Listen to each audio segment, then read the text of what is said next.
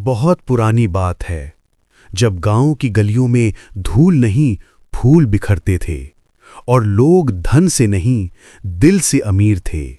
तब एक गांव था सुखावनपुर। ये गांव अपनी मिट्टी, तालाब और सादगी के लिए मशहूर था। हर सुबह जब सूरज निकलता तो बच्चे तालाब पर पानी भरने जाते और औरतें गीत गातीं। धान कटे खेत में, चांद उगे जेठ में, सुख रहे सब प्राण। लेकिन इस सादगी के बीच एक कहानी थी जो हर घर में धीमे स्वर में कही जाती थी, भिखारी की रोटी। कहते हैं सालों पहले एक भिखारी यहां आया था जिसने सिर्फ एक रोटी के बदले पूरे गांव की तकदीर बदल दी थी। सुखावनपुर के बाहरी हिस्से में जहां पीपल का पुराना पेड़ खड़ा था, वहीं एक शाम एक आदमी आया। उसके कपड़े फटे हुए थे, दाढ़ी बढ़ी हुई थी, आंखों में थकान थी, पर उनमें अजीब सी चमक भी थी। लोग समझे कोई साधारण भिखारी है। उसने पीपल के नीचे आसन जमाया और झोली खोलकर कहा, अन्न दीजिए, प्रभु का नाम लीजिए। पर वो समय कठिन था। गांव में सूखा पड़ा था, तालाब सूख गए थे, खेतों में दरारें पड़ गई थीं और लोग अपने पेट भरने के लिए भी जूझ रहे थे। गांव की एक बुजुर्ग औरत, धानी बुआ, जो हमेशा सबको दुआएं देती थीं, बाहर आईं। उन्होंने देखा कि भिखारी के पास कोई कटोरा भी नहीं है। उन्होंने पूछा, बाबा, बर्तन तो है नहीं, कैसे खाओगे? भिखारी मुस्कुराया, मां, भूख के लिए पात्र की नहीं, भावना की जरूरत होती है। धानी बुआ का दिल पसीज गया। उन्होंने अपने चूल्हे पर रखी आखिरी रोटी उठाई जो उन्होंने अपने लिए बचाई थी और भिखारी को दे दी। रोटी पतली थी, पर उसमें मेहनत और दया का स्वाद था। भिखारी ने रोटी दोनों हाथों से ली, आंखें बंद कीं और बोला, मां, तूने मुझे अन्न नहीं, जीवन दिया है। अब सुन, ये रोटी अब तेरी नहीं रही, ये रोटी अब जादुई रोटी बन गई है। धानी बुआ हंस दी, बाबा, तुम तो बड़े बोलते हो। भिखारी ने कहा, जब इस रोटी का टुकड़ा तू भूखे को खिलाएगी तो तेरे घर का अनाज कभी खत्म नहीं होगा। पर याद रख, इस रोटी को लोभ से मत बांटना, सिर्फ सच्ची भूख पर देना।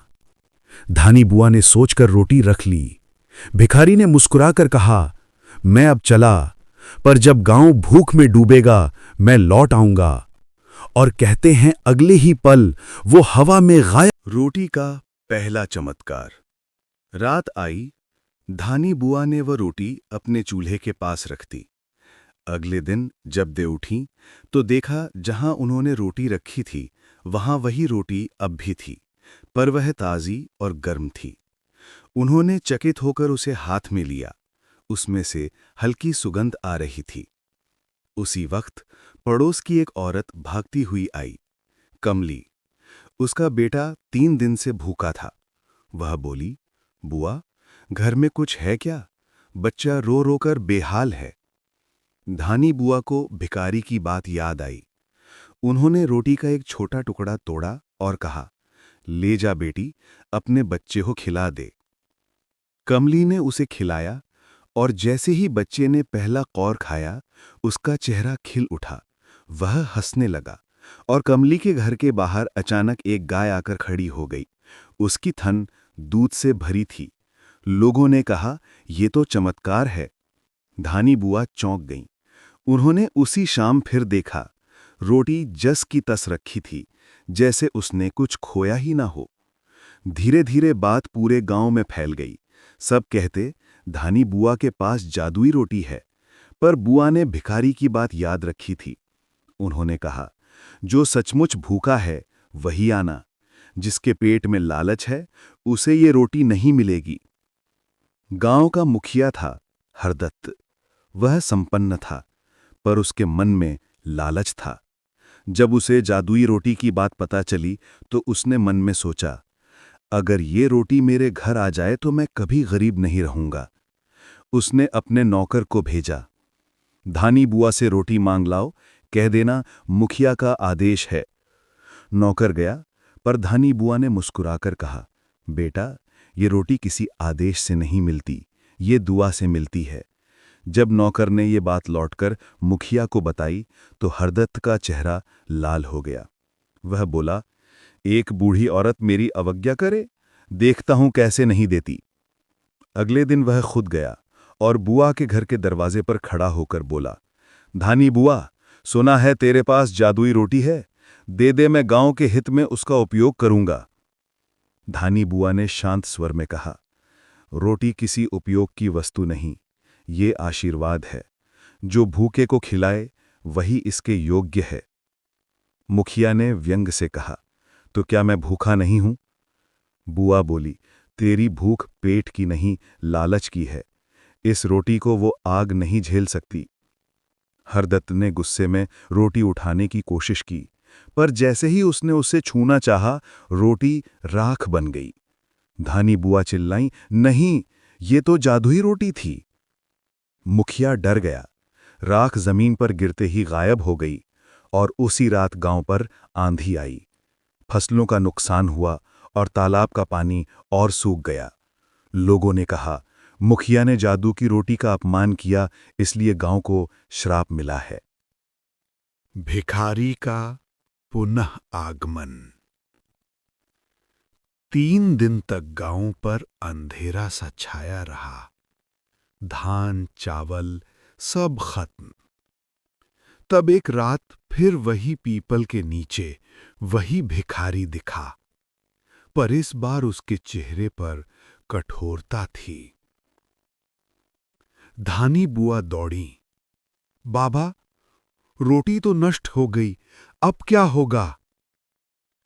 भिखारी ने कहा, रोटी किसी मिट्टी में नहीं खोई, वो मनुष्यों के हृदय में खो गई है।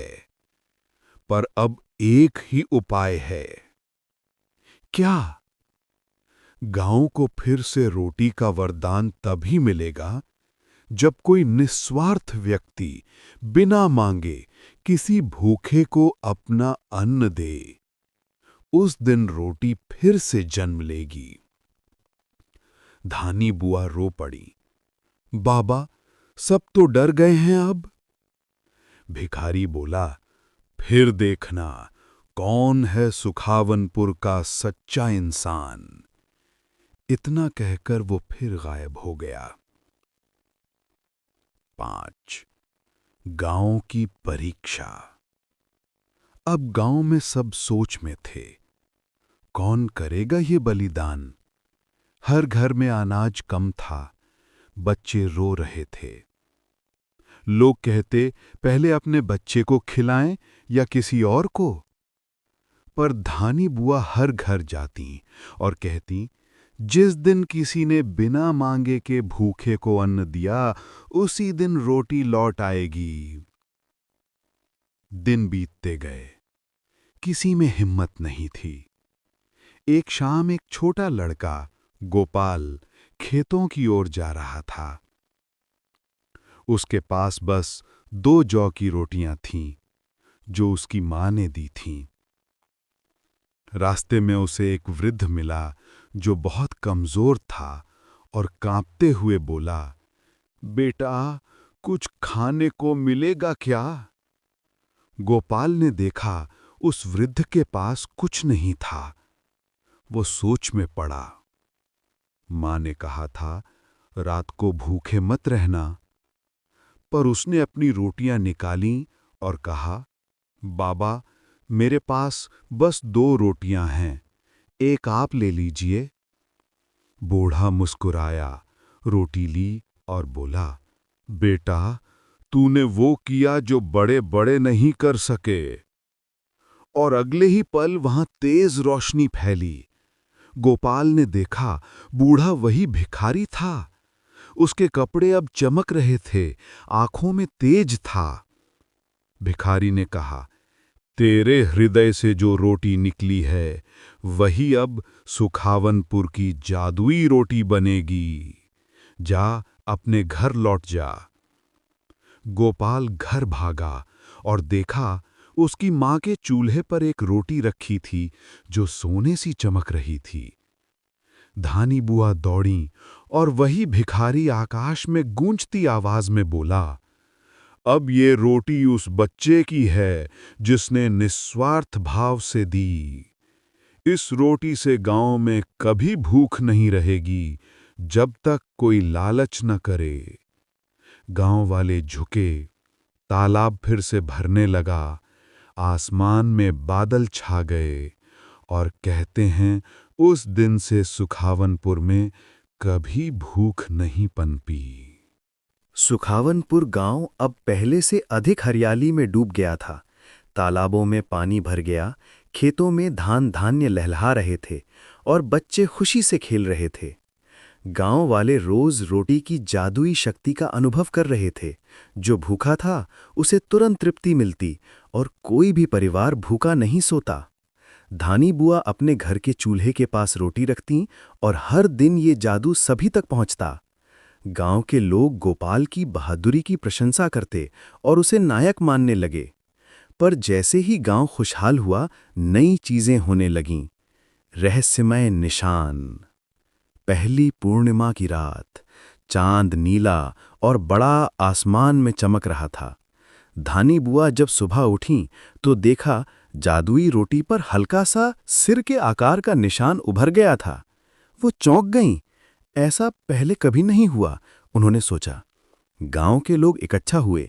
गोपाल ने रोटी को ध्यान से देखा। बुआ, ये निशान किसी के सिर जैसा है, क्या ये कोई संकेत है? धानी बुआ ने सिर हिलाया। शायद भिखारी की चेतावनी। याद रखो, लालच से कोई इसे छू नहीं सकता। तभी गांव में एक अनजान आदमी आया। कपड़े अजीब, चेहरे पर नकाब और आंखें जैसे आग से जल रही हों। उसने रोटी को निहारते हुए कहा, ये रोटी मेरे लिए होनी चाहिए, मैं इसे बिना किसी को बताए ले जाऊंगा। गांव वाले डर गए। धानी बुआ ने कहा, तुम इसे छू नहीं सकते, ये रोटी सिर्फ भूखे और निस्वार्थ के लिए है। अजनबी हंसा और जैसे ही उसने हाथ बढ़ाया, रोटी की चमक तेज हो गई। एक तेज हवा चली और अजनबी झूठ बोलते हुए भाग खड़ा हुआ। गांव वालों को समझ आया कि ये कोई साधारण आदमी नहीं, बल्कि रोटी का रहस्य जानने वाला दुष्ट था। गांव वालों ने भिखारी की बातें याद की। जादुई रोटी का लाभ वही ले सकता है जो निस्वार्थ है। गोपाल समझ गया कि अब उसका काम आसान नहीं रहेगा। उसने सोचा, अगर ये रोटी गलत हाथों में चली गई तो गांव में फिर भूख आएगी। मुझे इसे बचाना होगा। अगले दिन गोपाल चुपचाप रोटी लेकर जंगल की ओर गया। वहां वो भिखारी की तरह रहस्यमयी संकेत खोजने लगा। जंगल में ऊंचे पेड़, अंधेरे कोहरे और विचित्र आवाजें थीं, पर गोपाल हिम्मत नहीं हारा। उसने देखा एक चमकती पत्थर की सड़क जो केवल उसकी आंखों के लिए दिखाई दे रही थी। सड़क के अंत में एक छोटी झोपड़ी थी। झोपड़ी में एक बूढ़ी औरत बैठी थी। उसकी आंखें गहरी और चालाक थीं। तुम आए हो, वो बोली। रोटी को सुरक्षित रखना अब तुम्हारा काम है, पर इसके लिए तुम्हें 3 रहस्यमय परीक्षणों से गुजरना होगा। गोपाल ने सिर हिलाया। मैं तैयार हूं।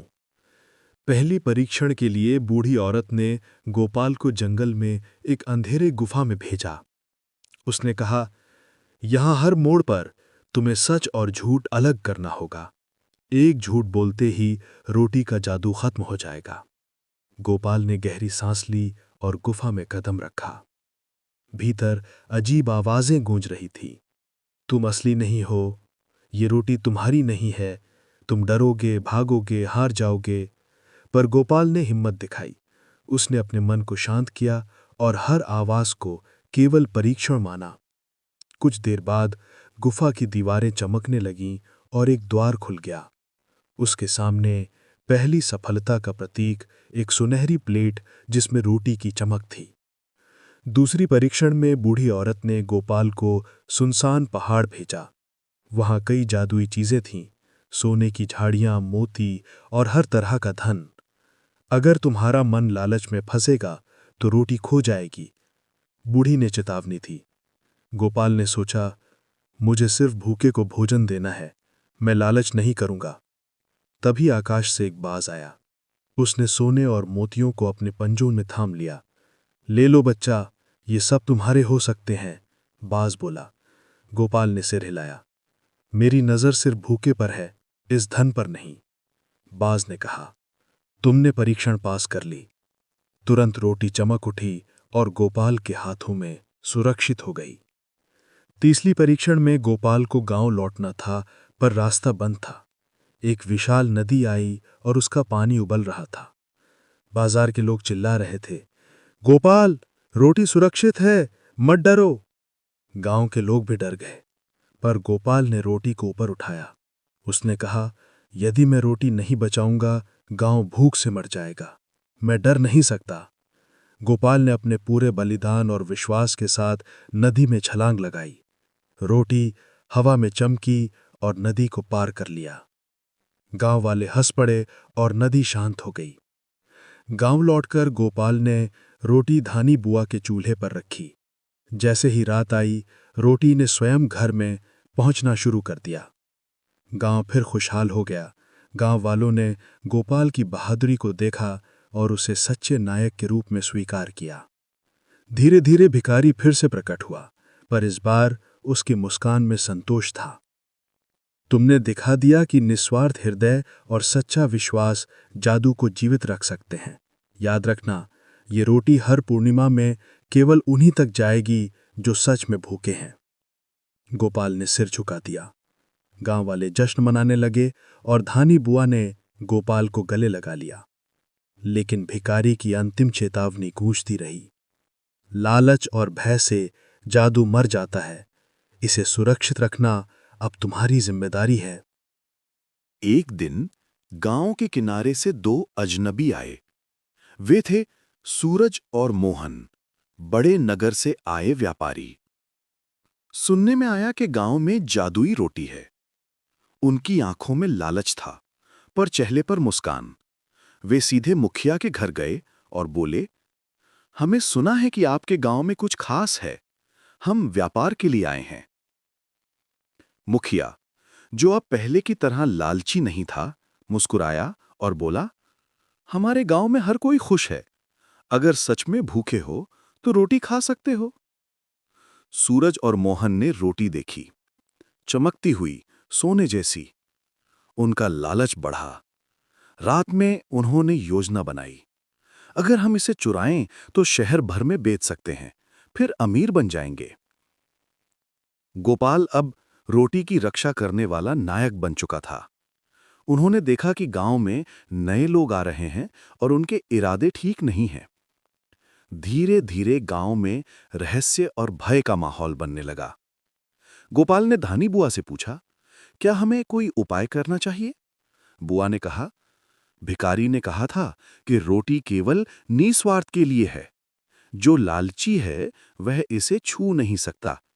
लेकिन हमें सावधान रहना होगा, अन्यथा ये जादू कमजोर पड़ सकता है। सूरज और मोहन रात को चुपके से गांव के चूल्हे के पास गए। उन्होंने हाथ बढ़ाया और तभी रोटी तेज चमकी।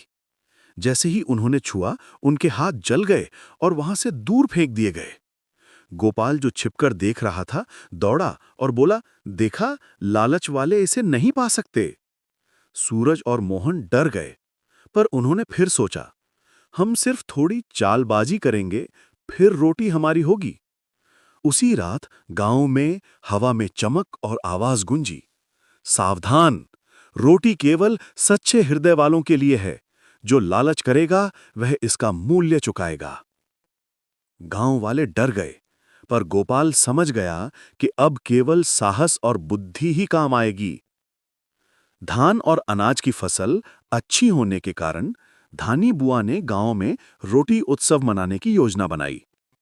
सभी गांव वाले इकट्ठा हुए। गोपाल ने चूल्हे पर रोटी रखी। हर भूखे को रोटी खिलाई गई। जादुई रोटी हर घर तक पहुंची। इस दिन गांव में पहली बार सच्चा आनंद और संतोष महसूस हुआ। लेकिन उत्सव के बीच सूरज और मोहन ने फिर कोशिश की। उन्होंने गांव के बाहरी जंगल से झांक कर देखा और योजना बनाई कि भिखारी की उपस्थिति में चोरी करेंगे। सूरज और मोहन ने अगले दिन गांव में चोरी की कोशिश की, पर जैसे ही उन्होंने रोटी उठाई, एक तेज प्रकाश हुआ और उनके हाथ अपने आप बंद हो गए। रोटी हवा में उड़कर गोपाल के हाथों में आ गई। भिखारी का स्वर गूंजा, जो लालच करता है वह खुद पर प्रहार करता है। ये रोटी किसी के लालच का हिस्सा नहीं बन सकती। सूरज और मोहन डर के मारे भाग खड़े हुए। गांव वालों ने देखा ये रोटी सच में जादुई और सुरक्षित है। उस रात भिखारी ने प्रकट होकर गोपाल से कहा, तुमने पहले ही साबित कर दिया कि निस्वार्थ हृदय का मूल्य कितना बड़ा है, लेकिन अब मैं तुम्हें और रहस्य बताऊंगा। ये रोटी केवल भूखे को तृप्त नहीं करती। जो इसे सही मन से खाता है, उसके भीतर सच्चाई और प्रेम की शक्ति जागती है। जो लालच और डर से छूता है, वह खुद को हानि पहुंचाता है। गोपाल ने पूछा, तो क्या ये रोटी हमेशा गांव में सुरक्षित रहेगी? भिखारी ने मुस्कुराते हुए कहा, हाँ, जब तक कोई लालच ना करे और निस्वार्थ भावना बनी रहे। लेकिन याद रखना, ये केवल शुरुआत है। भविष्य में गांव को और भी कठिन परीक्षाओं का सामना करना पड़ेगा। तुम्हें तैयार रहना होगा। अगले पूर्णिमा की रात गोपाल ने देखा, रोटी पर फिर वही सिर जैसा निशान उभर आया।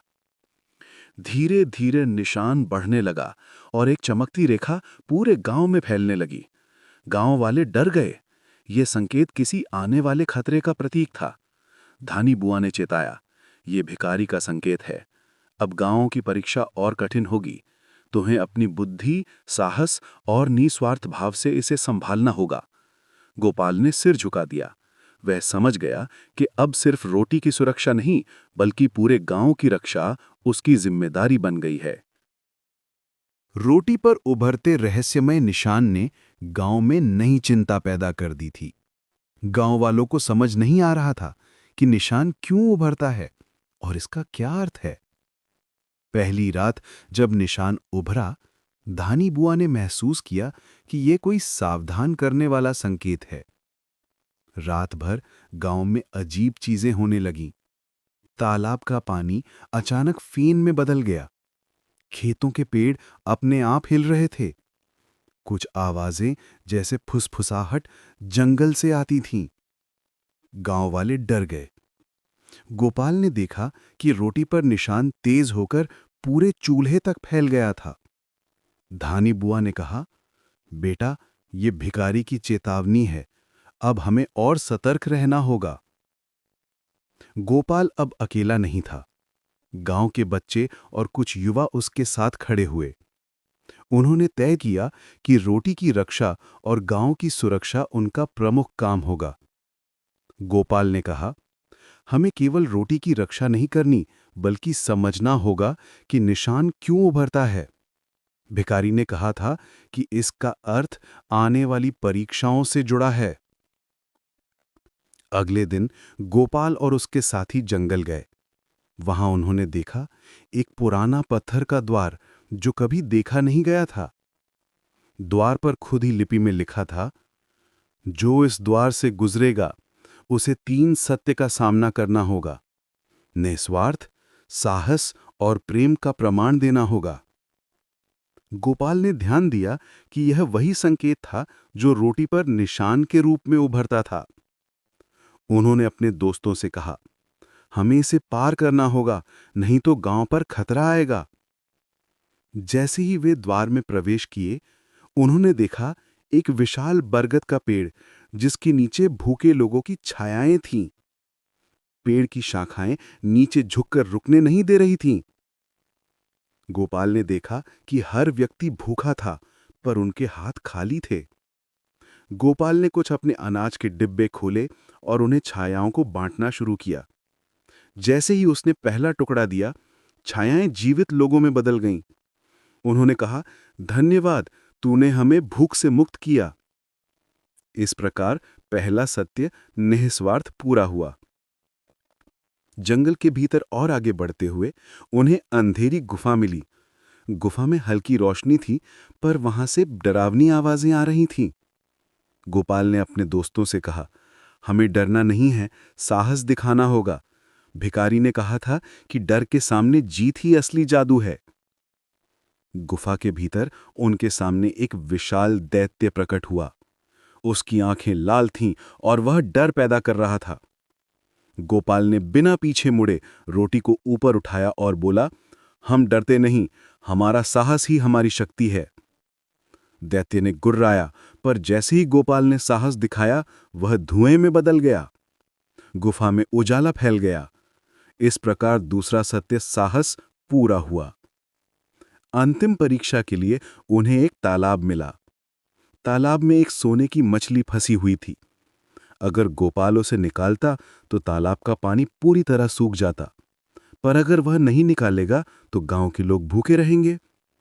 गोपाल ने सोचा, सच्चा प्रेम केवल दूसरों के लिए त्याग करने में ही है, न कि केवल अपने लिए। उसने अपनी जान की परवाह किए बिना मछली को पानी से बाहर निकाला। तुरंत तालाब का पानी बढ़ गया और मछली ने चमकते हुए कहा, तुमने प्रेम और निस्वार्थ दोनों का प्रमाण दिया। अब जादुई रोटी सुरक्षित है। जैसे ही तीसरी परीक्षा पूरी हुई, भिखारी प्रकट हुआ। उसने मुस्कुराते हुए कहा, गोपाल, तुमने दिखा दिया कि निस्वार्थ साहस और प्रेम का सही अर्थ क्या है। गांव अब सुरक्षित है, पर ध्यान रखो, रोटी की शक्ति केवल उन्हीं के लिए है जो सच्चे दिल से इसे निभाएं। गोपाल ने कहा, बाबा, अब क्या हमें हमेशा इसकी रक्षा करनी होगी? भिखारी ने उत्तर दिया, हाँ, और समय समय पर तुम्हें और गांव वालों को नई परीक्षाओं से गुजरना होगा। यह रोटी केवल भूखमरी नहीं रोकती, बल्कि मानवता और सच्चाई का प्रतीक है। सभी गांव वाले उत्सव मनाने लगे। रोटी हर घर में पहुंचती रही। गांव फिर खुशहाल हो गया। लेकिन धानी बुआ ने चेताया, याद रखना, लालच और स्वार्थ इसे कभी छू ना पाए। रोटी की शक्ति तभी जीवित रहेगी। गोपाल अब गांव का हीरो बन चुका था। सुखावनपुरा पहले से भी खुशहाल और समृद्ध था। तालाबों में पानी, खेतों में हरियाली और गांव के हर घर में हंसी गूंज रही थी। लेकिन रोटी पर उभरते रहस्यमय निशान ने गांव में हलचल पैदा की। गांव वाले जानते थे कि अंतिम परीक्षा नजदीक है और ये उनके साहस, निस्वार्थ और प्रेम का असली परीक्षण होगा। एक रात गांव में अजीब हवाएं चलीं। पेड़ों की शाखाएं अपने आप हिलीं। तालाब का पानी उबलने लगा। गांव वाले डर गए। गोपाल ने देखा, रोटी पर सिर जैसा निशान तेज चमकने लगा। धानी बुआ ने कहा, यह भिखारी का अंतिम संकेत है। आने वाली रात में गांव की परीक्षा होगी, हमें सतर्क रहना होगा। गांव के मुखिया, बुजुर्ग और बच्चे सभी इकट्ठा हुए। गोपाल ने कहा, हमें केवल रोटी की रक्षा नहीं करनी, बल्कि पूरे गांव की सुरक्षा करनी है। जो इसे छूने की कोशिश करेगा, उसका मन लालच से भरा होगा और वो स्वयं संकट में पड़ जाएगा। जंगल में अचानक एक तेज रोशनी के साथ भिखारी प्रकट हुआ। उसने कहा, गोपाल, अब तुम्हें सबसे कठिन चुनौती का सामना करना है। रोटी की शक्ति केवल तभी बनी रहेगी जब गांव के लोग मिलकर सच्चाई, प्रेम और निस्वार्थ का प्रमाण देंगे। यदि किसी ने स्वार्थ या लालच दिखाया तो ये जादू समाप्त हो जाएगा। गोपाल ने सिर झुकाया, बाबा, हम तैयार हैं। भिखारी ने कहा, आने वाली रात में एक अदृश्य परीक्षक शक्ति आएगी। वो हर व्यक्ति के मन का पता लगाएगी। जो सत्य और निस्वार्थ दिखाएगा वो सफल होगा। जो लालच और स्वार्थ दिखाएगा वो स्वयं कठिनाई में फंस जाएगा। रात आई। चांद नीला और विशाल था। गांव वाले अपने घरों में बैठे थे। गोपाल और धानी बुआ चूल्हे के पास रोटी की रक्षा कर रहे थे। अचानक हवा में चमक फैली। रोटी के निशान ने पूरे गांव को घेर लिया। एक अदृश्य शक्ति ने गांव पर परीक्षा शुरू कर दी। बच्चों ने भूखे पक्षियों को रोटी के टुकड़े दिए। महिलाएं जरूरतमंद लोगों के घर जाकर मदद कर रही थीं। पुरुष अपने अन्न का हिस्सा गरीबों के साथ बांट रहे थे। जो भी स्वार्थ दिखाता वो अदृश्य शक्ति द्वारा थोड़ी देर के लिए हवा में झूलता। जो लालच दिखाता वो अस्थायी रूप से अपनी छाया खो देता। गोपाल ने देखा कि कुछ लोग डर से रोटी लेने की कोशिश नहीं कर रहे थे और कुछ लालच दिखाने लगे। उसने चिल्लाया, भाइयों और बहनों, रोटी हमारी शक्ति है, लेकिन ये केवल निस्वार्थ प्रेम और साहस से जीवित रहती है। लालच मत करो। गोपाल ने अपनी रोटी को हवा में उठाया। जैसे ही उसने पूरी ईमानदारी और प्रेम दिखाया, रोटी चमक गई। अदृश्य शक्ति ने सभी को आशीर्वाद दिया। गांव वाले समझ गए कि सच्चा जादू केवल उनके दिल में है। जैसे ही परीक्षा समाप्त हुई, भिखारी प्रकट हुआ। उसने मुस्कुराते हुए कहा, गोपाल, तुमने और गांव ने दिखा दिया कि सच्चाई, निस्वार्थ और प्रेम सबसे बड़ी ताकत है। अब मैं तुम्हें रोटी का अंतिम रहस्य बताऊंगा। भिखारी ने बताया, ये रोटी केवल भूख मिटाने के लिए नहीं है, ये मनुष्यता, प्रेम और साहस की शक्ति को जगाती है। जो इसे सही दिल से बांटेगा, उसका गांव हमेशा खुशहाल रहेगा। जो इसे लालच या भय से छुएगा, वो केवल स्वयं को नुकसान पहुंचाएगा। यही इसका रहस्य और शक्ति है। गोपाल ने सिर झुका दिया। बाबा, अब हम इसे हमेशा सुरक्षित रखेंगे। भिखारी ने कहा, सच में ये तुम सबकी जिम्मेदारी है। रोटी केवल तुम्हारे विश्वास और कर्म से जीवित रहेगी। अब मैं चला जाता हूं, पर मेरी शक्ति हमेशा तुम्हारे साथ रहेगी। भिखारी हवा में गायब हो गया और गांव में शांति का माहौल छा गया। अगले दिन गांव वाले उत्सव मनाने लगे। रोटी हर घर में पहुंची। बच्चे खुशी से कूद रहे थे, महिलाएं हंस रही थीं और पुरुष मेहनत में लगे हुए थे। गोपाल और धानी बुआ ने गांव के सभी को एक संदेश दिया। याद रखना, लालच और स्वार्थ कभी इस जादुई शक्ति को छू ना पाएं। सच्चा जादू केवल निस्वार्थ, साहस और प्रेम में है। गांव के लोग समझ गए कि रोटी सिर्फ भोजन नहीं, बल्कि मानवता और अच्छाई का प्रतीक है। और उसी दिन से सुखावनपुर गांव हमेशा खुशहाल और समृद्ध रहा। कहानी हमें यह सिखाती है कि सच्चा जादू निस्वार्थ और प्रेम में है। लालच और स्वार्थ हमेशा नुकसान पहुंचाते हैं। कठिन समय में साहस और सही निर्णय जीवन बचाते हैं। एक छोटा सा कार्य, जैसे भूखे को रोटी देना, दुनिया बदल सकता है। गोपाल, धानी बुआ और गांव के लोग हमेशा याद रखते हैं कि सच्ची शक्ति हमारे हृदय में बसती है और रोटी केवल उसका प्रतीक है।